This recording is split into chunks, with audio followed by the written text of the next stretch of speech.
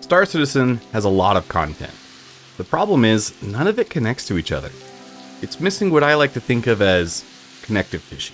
In the human body, you have muscle, smooth muscle, bones, blood, and various other types of cells, and connecting them all is the tendons, ligaments, and cartilage.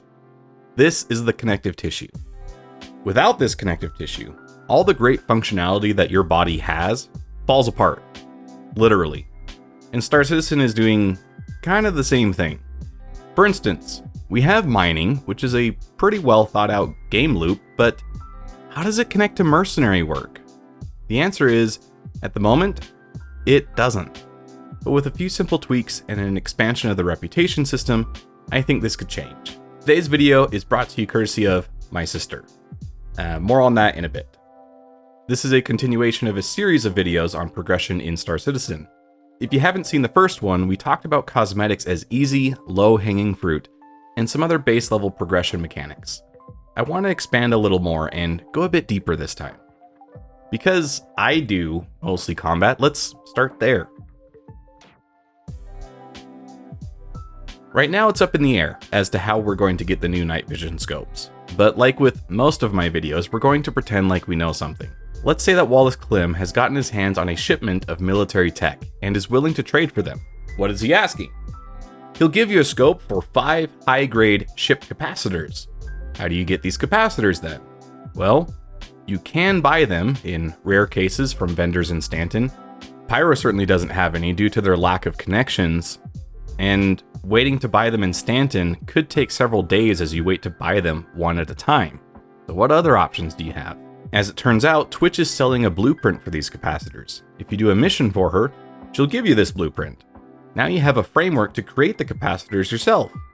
All you have to do is find some aluminum, copper, and a little bit of quantanium. The aluminum is stretched into a foil, doped with the quantanium, and then rolled into a tube. Presto, you have a high-grade capacitor. Bring 5 of these to Wallace, and now you have your night vision scope. If we look at what we just did here, we've taken a combat player and had them go mining, do missions, and finally craft items in exchange for a reward that wasn't AUEC. This framework of gameplay is exactly the kind of connective tissue Star Citizen is severely lacking.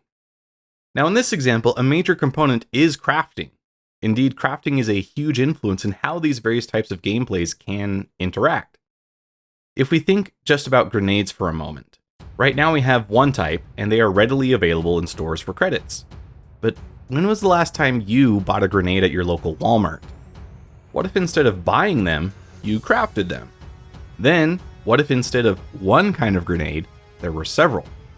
What if they all had different material requirements? A typical fragmentation grenade might require sulfur, carbon, and potassium nitrate to make gunpowder. Then you load this into a metal or ceramic casing and add either a timed fuse, gyro, or an impact sensor. A flashbang might require you to mix magnesium into your gunpowder mix and use a softer casing. Imagine for a moment that you could tailor your grenade recipe to get different performance characteristics out of it. Maybe the stores in Star Citizen still sell grenades, but maybe because those ones are so basic, players use them less. Wouldn't you enjoy making explosives more than just buying them? Actually, don't answer that. I'm pretty sure I put myself on a few lists making this video. Crafting and blueprints do have an unfathomable potential to shift how players interact with the game. I would love to see stores stripped of most of their options if it meant that I had alternative ways of getting the items I want.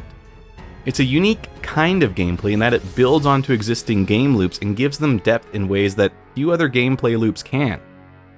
But that's not to say that it's the only way to get the interaction goals we laid out at the start. In fact, the new cargo missions have potential here to supplant the need for crafting as a stopgap for the short term. If we can't yet have our 3D printer or forge or whatever machine we'll be using for crafting, cargo trading could serve as a way to skirt this in the meantime. Let's say you've mined the required ores to make a gallant rifle. You've got some copper, iron, carbon, silica, and various others. You pick up a quest that rewards you with a gallant rifle upon completion. The first step of this quest has you take your materials to Microtech to sell them. From there, you buy components that have become available because they were crafted using the materials you provided. You buy these components and bring them to ArcCorp, where you can sell them and then be able to submit the quest. Those materials are crafted into the rifle behind the scenes, and your quest gives you a voucher for it that you take to the store vendor in exchange for the rifle. In theory, this is the logic or intent already existing with cargo mission. In the Star Citizen Live on the subject, they talked at length about how cargo missions tell a story. Location X buys certain cargo because they sell items made from it. The only problem is we have Elliot in charge of missions, and he doesn't exactly inspire confidence. At the moment, they don't really fulfill that goal. But if we replaced him with someone that actually wants to make missions, it seems like what I've described should be possible with a little creativity. Right now, cargo missions are being made with the idea that Quanta will eventually be in charge of all these interactions. That's fine. In the meantime, I don't think we really need it. It's more of a nice to have. Because if CIG simply took items off the shelves in the verse and turned them into quests as described, players will make the items at the rate they feel they need them. This might be a way to actually build up a dataset to inform Quanta so that whenever it does come online, it won't have to crawl and can skip to running. There's other gameplay loops that are yet to be fully implemented. Salvage is certainly among them. And what is salvage if not the reverse of crafting? Instead of making things, you're taking them apart, right? The new freight elevators give us some more flexibility because we now have locations where we can more easily store the weird stuff. CIG could make it so that when you salvage a ship based on what components and materials it had, you could get semi-random drops of subcomponents with various durability levels. Maybe you even get an undamaged high-grade capacitor this way. If the Vulture stored these elements in a separate buffer from the other materials it collects, then at the end of your shift, you could eject it into an SCU container and store it in your hangar. This could see the number of commodities explode and connect salvage to other gameplay loops like cargo trading in numerous complex ways, beyond just strictly regimented commodities like RMC. But let's think about ways we can tie progression and reputation into our web of gameplay connections. Very easy one. At each level of reputation within a particular faction, getting a component as a reward sounds very interesting, especially if it were only acquired that way. Let's pretend that Microtech will give you a drift quantum drive if you reach the first rep level.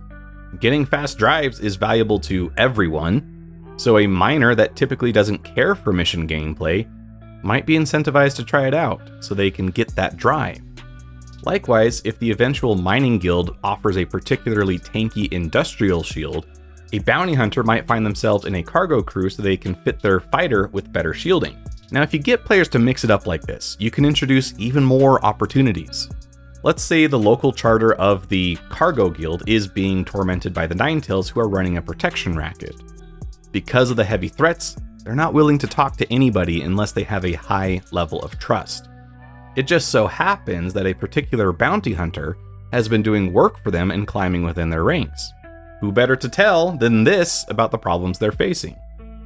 So the bounty hunter that wanted better shields now has earned exclusive access to a mission they wouldn't have found if they never did cargo. This is basically the plot of that episode of The Mandalorian with the shrimp farmers and the pit bull people, by the way. One potential problem here that I've seen in response to my previous video was that getting players to do all kinds of gameplay like this makes Star Citizen into more of a theme park MMO. I think there's validity to the concern, but I also feel it is overblown. I think what these players are really saying is that they want the gameplay within a career to feel rewarding. If they've dedicated themselves to one activity, they want the ability to stand out as an expert. I agree with this aspect, and I'm not trying to take that away. As a combat player, I don't know all the intricacies of mining in Star Citizen. Each time there's a major change, I depend on other players to show me the ropes and give recommendations on a loadout that can crack rocks in the first place. I wouldn't expect to ever be as good as someone who has spent hundreds of hours doing mostly mining. But I do want to get a taste. I firmly believe that players should have the freedom to try every aspect of the game through their playtime. At the same time, I also firmly believe that each aspect should have enough depth to make time investments feel well rewarded. Since we're talking about mining at the moment, let's keep going with that. You can have guild-protected mining sites that are inaccessible to the public. In my home state of Utah, there's the massive Kennecott copper mines. You can take a tour there, and it's really cool seeing the massive machinery. At the same time, when I went there as a wee lad, it's not like I was ever close to the actual work sites. Same can easily be done in Star Citizen. You can and should restrict access to areas based on reputation, personal connections, and skill. CIG has been quite conservative with station defense systems. On the far end, I think a one-hit kill railgun is perfectly fine as a hard stop to players who should not be in an area. For instance, if you're a pirate coming up on Seraphim Station, you better dance. Give them a chance to leave, and then punish their resistance with prejudice. And if you're me, trying to sneak into a Quantanium-rich mining area, my heart rate should stay above 120 as I'm constantly looking over my shoulder for guild goons on patrol, assuming there even is a way to get there at all. My existence in areas that I haven't earned should feel extremely fragile. It's not just stations and protected lands either. There's a lot of ways to grant access and reward players with more abilities. Right now, a strict armistice is enforced at every major landing zone. This has made it easy to have safe places for players, but it also severely limits the utility of these zones. If I'm chasing a bounty target, all they have to do is reach a zone, and I can't touch them. But if I have a high enough rep, I don't think security would mind if I brought non-lethal weapons into the landing zone. Heck, if I keep Constantine Hurston happy, he'll probably even let me gun down civilians for kicks. That tends to be a recurring theme with totalitarian regimes. Remember, no Russian. Gaining access to regional armories, outfitters, arms dealers, informants, data drops, locations, rights, and so much more can and should be the reward for someone who has put in the work. All of these serve then to differentiate experts in one field from someone who has only dabbled in it.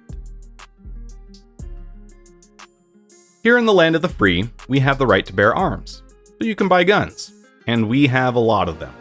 But you might be surprised to learn that even Americans have limitations to what they can have. Technically, if I go through a lengthy process, acquire an FFL license, offer a blood sacrifice to the soul of Franklin D. Roosevelt, and several other steps, I can own a fully automatic weapon. Even then, it has all kinds of limitations into which ones you can actually have. There's recurring taxes on both the state and federal level, and many other headaches. So for most people, and for all practical purposes, it just doesn't happen.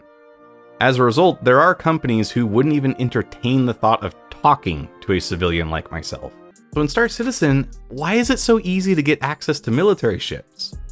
I know some people will rush to point out that there are civilian and military designations as well. You can't own true military craft, but my F-7A Mark II disagrees with you. This part gets a bit tricky as we've already sold millions of dollars of military hardware to players. How do you not steal their money, but also make military ships make sense in the game? How do you balance the power dynamic between them? This is further complicated because a lot of the solutions I would present depend on the game being in a much more finished state. The easiest solution in my mind would be to have it such that Aegis, Anvil, RSI, and all the others only sell fighters within the confines of heavy militarized systems and only to players who have ground out the rep in these systems. You then make these systems a living hell that provides a constant fight for survival. Supposing the game gets millions of additional players at some future date when ships are no longer sold, if that ever happens, then the power of one whale like myself gets severely diluted when there's no other way to get these ships. If you then die outside these systems with that ship, you need to go back to that system to get a new one. In a similar vein, and as a way to further balance whales like myself, it shouldn't be a given that I can just get my components back each time I issue an insurance claim. CIG has flip-flopped on this a few times, and until the servers are in a better state, I think they've made the right call with easy claims. Assuming server meshing works and it becomes less believable to blame the servers for every death, I think they should turn that off. Make every death hurt. Make it take a literal year off my life as I rage at my keyboard and have to consider all the work now required to get all those military grade components back. Make it so that I have flashbacks to grinding the contested zones to get that exclusive part. I want the pain. On the other side of this coin, have you ever tried to buy a Ferrari? It's terrible. I looked into the process one time, imagining a future where I could afford one. Unfortunately, I don't think that will ever be a canon event for me, and after looking into the requirements, I'm actually kind of glad. If you want to get the latest Ferrari, good luck. You have to already be a repeat customer. There's widespread allegations of prejudice built into the review process, and the contractual obligations as an owner are absurd. Ferrari gets a say in how and when you can sell a car you own. They require appearances at Ferrari events annually, and the list goes on and on. I think aspects of this, though, could easily apply to ship brands in the game as well. Think Origin, for instance. Why would they entertain the financials of a pleb like myself? If I walked into an Origin dealership, I should consider myself lucky they sell me a t-shirt. Getting an Origin ship in-game should represent a lot more than it does currently. They should be expensive, costly to maintain, and only worth it for the performance they offer high rollers. This again falls into the same issues with military ships, however. How do you enforce this kind of idea when it's already been sold to thousands of players? Components is one possible way to make this happen. They mentioned this briefly in the last Star Citizen Live. Expand the difference between any given component tier, size, and grade, and then remove all the nice ones from the store shelves and lock them behind some kind of progression. This makes it such that, yeah, you own an Origin 300i, but it sucks compared to what it could be with the right kit installed. What else do you think can be done to balance the pocketbook against earning things in-game as it pertains to ship access, supposed rarity, and exclusivity? Let me know in the comments below. This is not the last video about progression that I plan to make. I plan to turn this into a series, and I would love to hear any ideas that you have for progression as well. It might make it into the next video. At the outset, I did talk about how this video is sponsored by my sister, and this part is kind of tough. My sister was recently diagnosed with ovarian cancer, and we have started a GoFundMe to raise funds to help pay for her living expenses. Now, to be clear, she's going to be okay financially. She's got a big supportive family, and it's not like we're just going to let her starve, right? She's on my parents' insurance, and they've got great coverage, so medical expenses are taken care of. If you do have disposable income and you want to help out, donating to the GoFundMe will help cover their living expenses. There are a number of changes that they've had to make quite suddenly that they weren't prepared for. One of them being that my sister had to quit her job and she had to defer her school grants, scholarships, the whole shebang, because you can't really do homework when you're throwing up all the time from chemo. There will also be a series of exclusive videos on the member side of the channel for people who are particularly interested in my sister's case. We've decided to do it that way because I don't want to give up my sister's privacy entirely, and limiting it to members will have a pretty big subduing effect to the number of people that see it. And so that's a way to protect my sister to some degree. But if you do want to know more, there will be more detail on her prognosis and her treatment as time goes on the member side of the channel. At the moment, I've got some interviews with members of my family who have been with her through the diagnostic process, and so those will be coming up in the near future. If you do have disposable income, every bit helps. If not, totally fine. Please do not feel pressured. I'm leery about making this kind of announcement in a YouTube video because I've seen a lot of people get wronged by YouTubers, and I don't ever want to have any association with those people. Initials being LP, you probably know at least a few more that I'm probably thinking of. Gosh, I don't really know how to say this. My sister's going to be okay. If you do have disposable income and you're looking for a place to put it, GoFundMe is an option. Additionally, I want to extend a special thanks to the creator community. There has been a pretty big outpouring of support for me on the channel side. I've had creators like Havoc reach out to me and talk to me about how to optimize my content delivery, and I've actually applied a few of those here. So if Havoc is watching, I hope you see that I'm taking your tips to heart. And Salty Mike has featured my videos. That's been great. I've also been featured on Virgil Shadow Moses' channel. and I'll be doing a podcast appearance at the time of recording in the next week. Assuming I get this out in time for that, then it should be in a couple days from when you see this, but who knows how quickly I get this done. But I just want to say thanks. I've gotten a lot of great feedback in the comments on how to improve my delivery. One of them being to incorporate a teleprompter, which I used this time. I don't know if you guys can tell, but it should be that my speaking segments are longer is the biggest thing that I've noticed. I also incorporated a pop filter. I designed both of these and printed them out and made them. There is a video on how I made the teleprompter uploaded to the channel. Pop filter, I'm probably not going to do a video on that one. It's pretty simple. But yeah, I just want you guys to know that I'm grateful for your constructive criticism. It helps me be a better content creator, and ultimately, I make these videos for you. So, with all that said, this is Odd Job Entertainment, signing off.